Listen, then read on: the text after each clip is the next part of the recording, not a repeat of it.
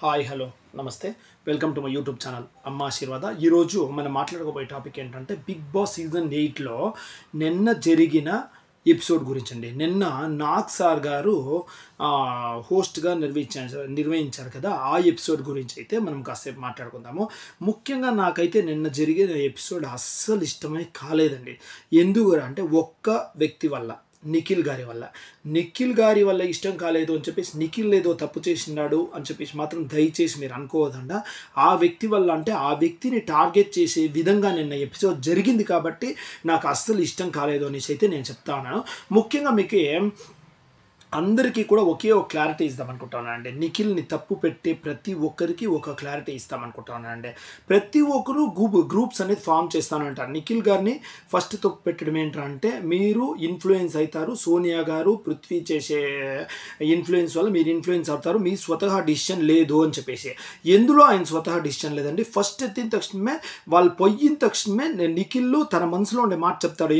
ఇట్లా చేద్దాము, నబిల్ని ఎలిమినేట్ చేద్దామో, ఎవరిని ఎలిమినేట్ చేద్దాం, నబిల్ని ఎలిమినేట్ చేసి ఇట్లా ఉంటుంది అని క్లారిటీగా తన మనసులో ఉండేదంతా చెప్తే, తర్వాత వాళ్ళు అవును ఓకే ఇట్లా చేద్దాము అని చెప్పి డిస్కస్ చేసి వచ్చి చేస్తారు. అకస్మాత్ డిస్కస్ చేయకుండా చేస్తే కన్నా, నువ్వు ఒక చీఫ్గా ఉండేసి నువ్వు వాళ్ళ చీఫ్ దీంట్లో ఉండే మెంబర్స్కి నువ్వు ఇంపార్టెన్స్ ఇచ్చేది అని చెప్పేసి దానికి తప్పు వాళ్ళని పెడతారు.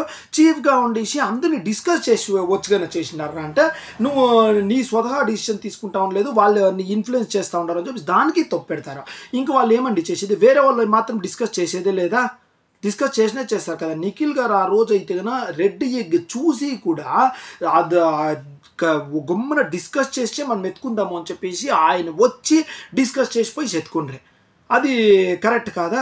ఏం చేసినా అన్ని నిఖిల్ గారిదే తప్పు పెట్టేది ఎంతవరకు ఇది అనేది నాకైతే అర్థం కాలేదు. నాకు సార్ ఏమంటారు అంటే, నిఖిల్ గారు వచ్చేసి అందుకే నీ క్లాన్లోకి ఎవరు రాలేదు అని చెప్పేసి అంటారు. ఆయనకంటే ఇన్ఫ్లుయెన్స్ అవుతా ఉంటే కదా, ఇంకా తన క్లాన్లోకి వచ్చి తను కూడా వాళ్ళకి ఇన్ఫ్లుయెన్స్ అవుతాడు కదా, వాళ్ళు చెప్పింది వింటారు కదా, ఇంకా ఎలా రాకూడదు? ఆయన నిఖిల్ గారి ఆ గేమ్ ఎవరు ఆడేదండి. అంత స్పోర్టివ్గా, అంత హుందాతనంగా సూపర్గా ఆడతారు. నిన్న నాగ్ సారు చెప్పే మాటలు చూస్తే అస్సలు నిఖిల్ గారు ఏమిటికి తరం లేదేమో, నిఖిల్ ఒక వేస్ట్ ఏమో అనే రేంజ్లో చెప్పేశారండి. అప్పుడైతే అమర్ గారిని కూడా అట్లే, అమర్ గారిని టార్గెట్ చేసి కించపరిచి ఓటింగ్స్ కూడా తక్కువ వచ్చే మాదిరి అయిపోయా, కాస్త ఓటింగ్స్ తక్కువ వచ్చేసి ఓడిపోయే పరిస్థితి తెచ్చారు. ఇప్పుడు కూడా అంతే, నబిల్ గారిని మాత్రం ఎత్తి పైనకి ఎత్తేస్తారు. అందరూ హౌస్ ఫోల్ కూడా అంతే. నబిల్ గారు మాత్రము చాలా మంచి వ్యక్తి అంటారు. ఎక్కడ మంచి వ్యక్తి? నామినేషన్ టైంలో వచ్చిండారా అంటే ఒక గొంతు చేస్తాడరా అంటే అట్లా గొంతు చేస్తాడు. మేడం నిలుపు అంటాడో. ఈ అప్పు 10 టాపిక్లు చెప్తే 10 టాపిక్లు చెప్పేసేంత వరకు అవతల వాళ్ళు ఏమీ మాట్లాడకూడదు, మర్చిపోతామయ్యా అని ఇన్నుడో. వేరే వాళ్ళు ఏమైనా టాపిక్ మాట్లాడేట్లుంటే మాత్రం, వేరే వాళ్ళు ఎప్పుడు నామినేషన్ చేస్తే మాత్రం ఒప్పుకోకుండా అట్లే రివర్స్గా మాట్లాడతాడు. అదంతా కరెక్ట్ అయిపోయిన నబిల్దే. ఇప్పుడు గేమ్లో కూడా నబిల్ నెంబర్ 1 రాజా మార్క్ ఇస్తారని చెప్పి చెప్తా ఉన్నారు. నబిల్ పృథ్వీ ఆడినప్పుడు ఎవరు గెలుస్తారో వాళ్ళే హీరో ఎప్పుడే కానిలే. నబిల్ ఓడిపోయాడు ఆ గేమ్లో, ఇలా పెట్టుకోండే గేమ్లో. అప్పుడు నబిల్ ఓడిపోయినా కానీ నబిల్లే హీరో. 3 అవర్లు పెట్టుకోవాలి కాబట్టి 3 అవర్లు అయినా కానీ ఈజీగా పెట్టుకొని, అది నీ ముఖంలో కాస్త టెన్షన్ లేదు, పాటలు పాడుకుంటూ ఎంటర్టైన్మెంట్ చేస్తూ అంత హుందాగా ఈజీగా పెట్టుకొని కేర్లెస్గా పెట్టుకొనేసి విజయం సాధించిన పృథ్వీ మాత్రము హీరో కాదు, నబిల్ మాత్రం హీరో. ఏంటండి ఇప్పుడు ఏమైందంటే, అది ఏమైందో ఏమో తెలియదు కానీ నబిల్ భజన చేస్తూ ఉన్నారు అంతా. నబిల్ కమర్షియల్ పరంగా కాస్త ఎంటర్టైన్మెంట్ ఇచ్చారు మొన్న, ఓకే. అంతేకాని గేమ్ పరంగా చూసుకుంటే నబిల్ కంటే ది బెస్ట్ పర్ఫార్మెన్స్ ఇచ్చే వాళ్ళు పృథ్వీ ఇస్తారు, నిఖిల్ ఇస్తారు. కంపల్సరీగా నిఖిల్కి హ్యాండ్ కాస్త దెబ్బతిని ప్లాస్టర్ వేసుకోవడం మీరు అందరూ కూడా అబ్జర్వ్ చేశారు. అలా ఉండి కూడా గేమ్ ఎట్లా ఆడతాడంటే ఇరుగు తీసేస్తాడు. కానీ నిఖిల్ మాత్రం అందరూ తప్పు అని చెప్తారు. ఇంకొక విషయం ఏంట్రా అంటే, నబిల్ని ఎలిమినేట్ చేయడం విషయం, నబిల్ని డిస్క్వాలిఫై చేయడం విషయంలో అందరూ కూడా నిఖిల్ తప్పు అన్నారండి. ఎలా నిఖిల్ తప్పు అండి? అది ఫస్ట్ మాట చేంజ్ చేశారు అంటే ఫస్ట్ ఏం చెప్పా బిగ్ బాస్, మీరేమైనా గేమ్స్లో కానీ ఓడిపోతే కంపల్సరీ ఒకరు వచ్చేసి వైల్డ్ కార్డ్ ఎంట్రీ క్యాన్సిల్ అవుతుంది, మీరు కనుక గెలిస్తే కనుక వైల్డ్ కార్డ్ ఎంట్రీ రాకుండా ఆపుతామో, లేదంటే వైల్డ్ కార్డ్ ఎంట్రీ వస్తారు అని చెప్పారు. అప్పుడు ఏమనుకుంటారు అందరూ, నిఖిల్లో వచ్చి చెప్పిన మాట నిజమే, మనం ఏమైనా చేసి రెండు గ్రూపులుగా చేసి వైల్డ్ కార్డ్ ఎంట్రీస్ ఆపల్లా అని చెప్పారు.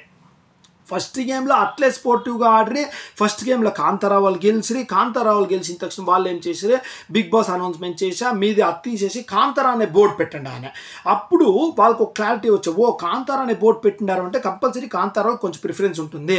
అప్పుడు కాంతారా వల్ల ఒకరు తక్కువ ఎలిమినేట్ అవుతారు, వేరే పార్టీ వల్ల ఒకరు ఎక్కువ ఎలిమినేట్ అవుతారు అని చెప్పి ఎవరికి వాళ్ళు సేఫ్ కావాలనేసి ఉంటుందండి. ఇప్పుడు మన ఇల్లు పక్కిల్లు పక్కపక్కలనే ఉన్నప్పుడు ఏదన్నా ఒక ఆపద అనేది వచ్చినప్పుడు అయితే మన ఏరియా వాళ్ళందరూ చేరుకునేసి దాన్ని ఎదుర్కోవాలా అని చెప్పి ఎదుర్కొంటాము.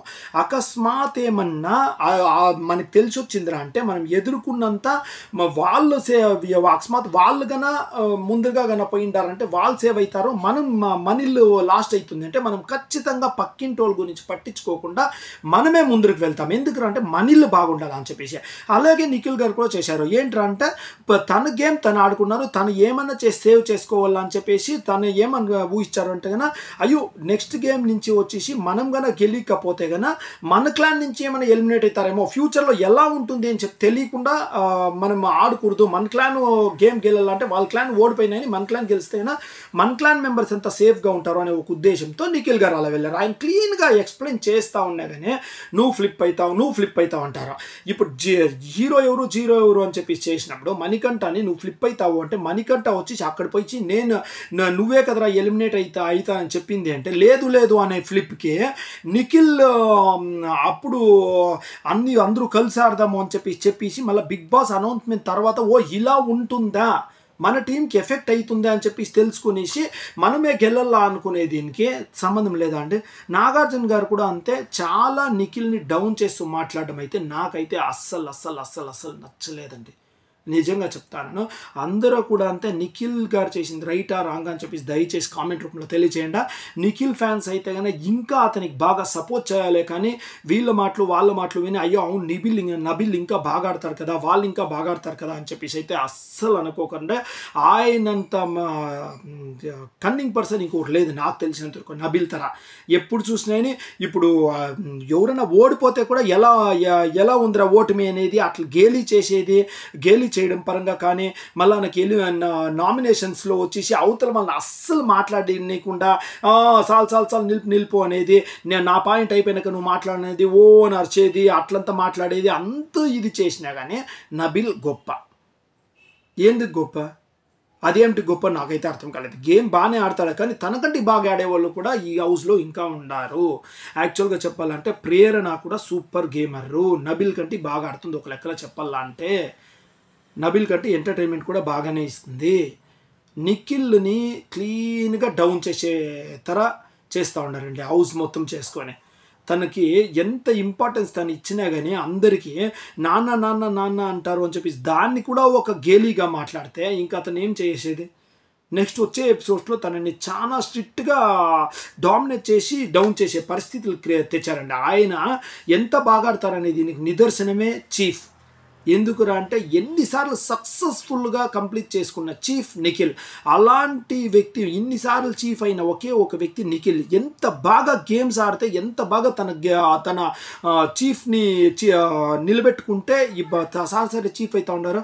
అంత బాగా గేమ్ ఆడిను మీరందరూ చేరుకొని నిఖిల్ని టార్గెట్ చేయడం ఎంతవరకు కరెక్ట్ నాకైతే అర్థం కాలేదు. దయచేసి ప్లీజ్ ఓట్ ఫర్ నిఖిల్ని ఎక్కడానే కానీ డౌన్ చేయదండా. నబిల్కి నిఖిల్కి చాలా వ్యత్యాసం అయితే ఉంది. పృథ్వీ కూడా సూపర్ గేమరు. దయచేసి పృథ్వీకి కూడా అందరూ ఓట్లు వేస్తారని మరీ కోరుకుంటూ నా ఈ ఒక అభిప్రాయాన్ని మీరు గౌరవిస్తారు అని చెప్పేసి నమ్ముతూ మీరు ఇంకా ఒక మాట కూడా దయచేసి యోచన చేయండి.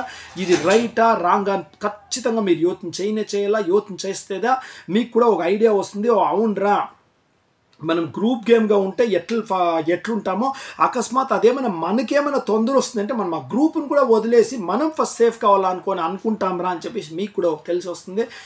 జై హింద్, జై భారత మాత.